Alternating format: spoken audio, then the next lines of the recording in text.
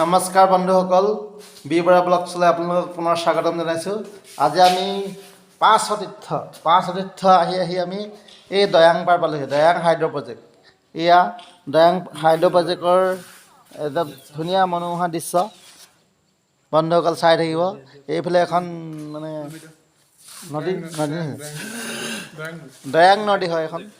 দয়াং হাইড্ৰ' প্ৰজেক্টৰ আমি ওপৰত আছোঁ। এখন দয়াং নদী, ধুনীয়া এটা চেনেহী, চাবলগীয়া মনোমোহা দৃশ্য। আচলতে ইয়াত থাকিলে যি মানে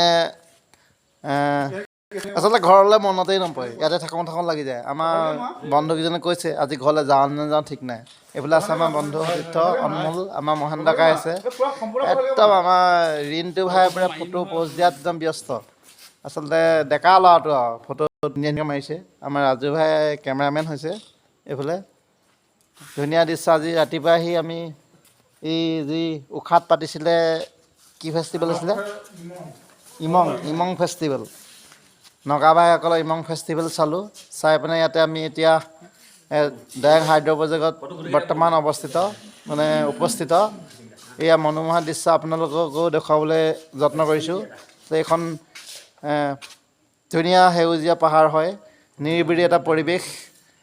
এই পৰিৱেশত আচলতে থাকিলে থাকি যাওঁ লাগে।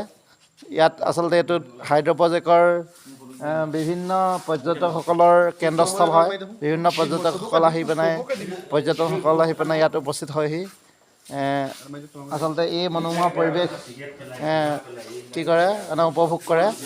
এই চাৰিওপাশৰ দৃশ্য এয়া চাওক।